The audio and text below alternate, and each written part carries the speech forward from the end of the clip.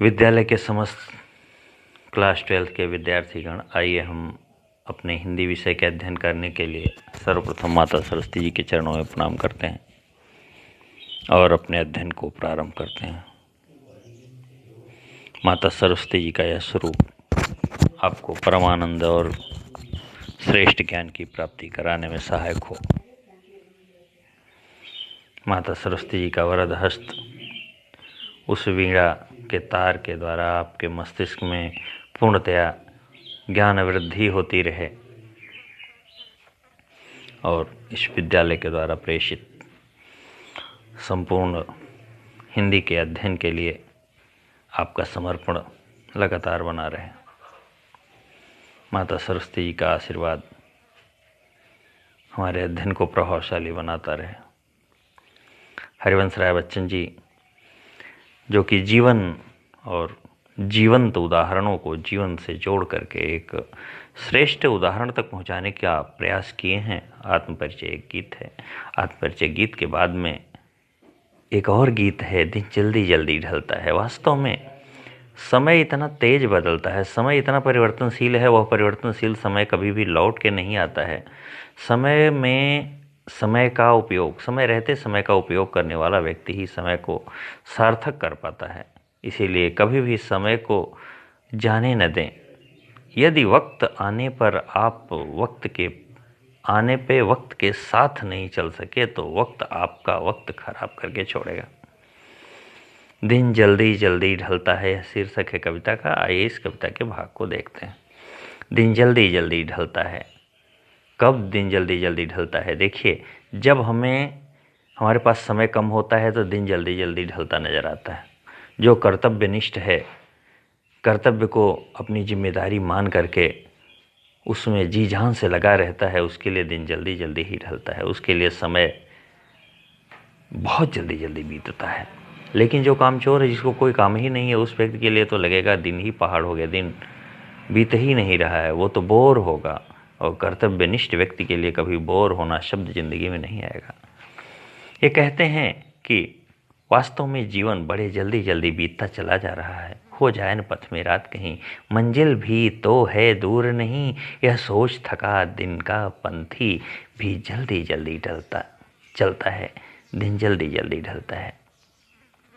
एक पंथी, एक रास्ता चलने वाला राहगीर यह सोचता है कि कहीं रास्ते में रात न हो जाए। मुझे मंजिल मिलने के पहले ही अंधेरा हो गया तो मंजिल नहीं मिल सकेगी। इसलिए अंधेरा होने के पहले मैं अपने मंजिल तक पहुंच जाऊं।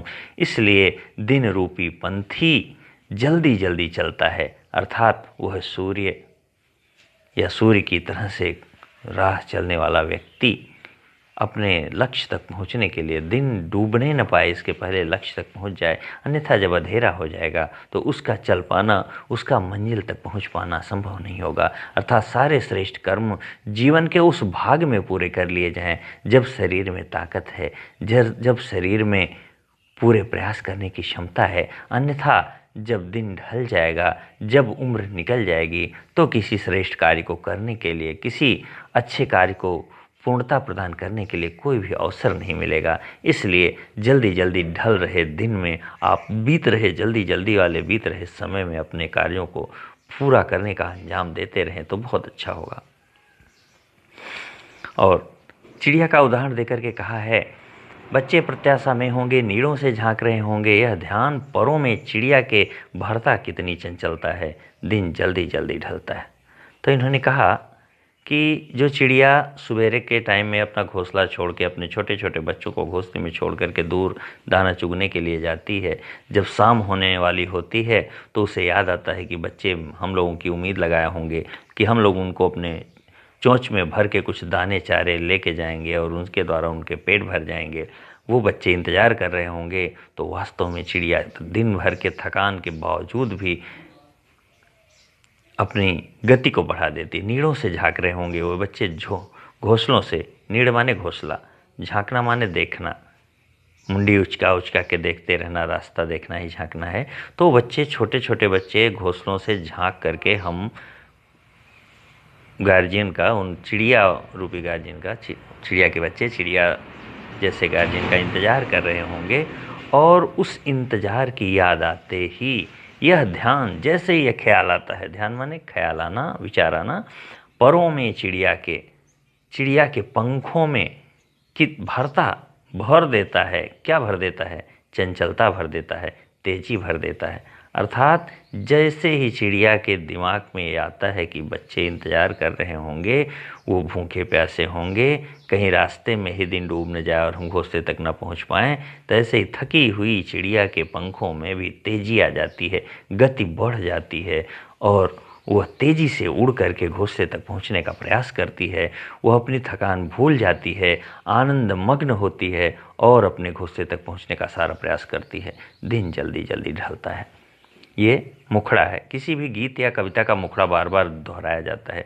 जो लाइन बार बार दोहराई जाती है उसे ही मुखड़ा कहा जाता है। मुखड़ा का अर्थ है कि वह मुख्य लाइन होती है जो पूरे कविता के भाव को संकलित किए रहती है। अब हरिवंश राय बच्चन जी अपने स्वयं के जीवन के दुख को यहाँ पे प्रकट करने लग जाते हैं कविता में। वो कहते हैं कि चिड़िया को तो जल्दी है, उसके घर पे इंतजार करने वाले हैं, लेकिन हरिवंश राय बच्चन के जीवन का यह वह भाग है जिस समय में इनके घर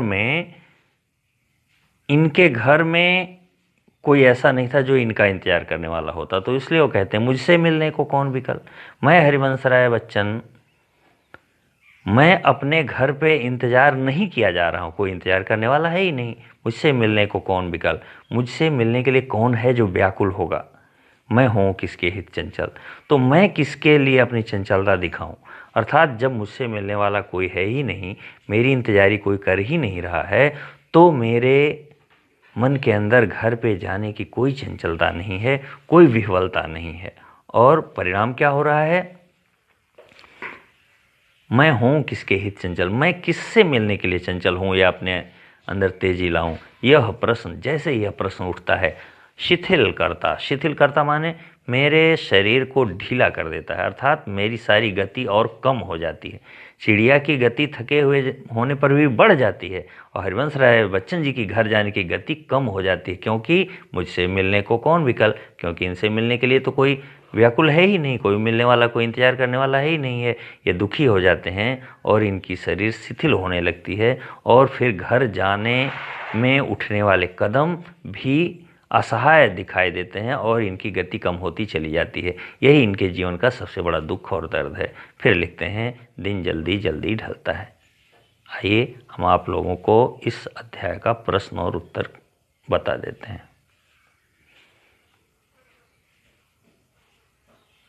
रात होने से क्या डर है? दिन का पंथी क्या सोच करके अपनी गति को, अपनी स्पीड को बढ़ा देता है? मुखड़ा क्या है? बच्चे क्या क्या कर रहे होंगे? चिड़िया के परों में चंचलता क्यों भर जाती है? हरिवंश राय बच्चन जी क्यों घर जाने के लिए आतुर नहीं है, उनको घर जाने की जल्दी क्यों नहीं है?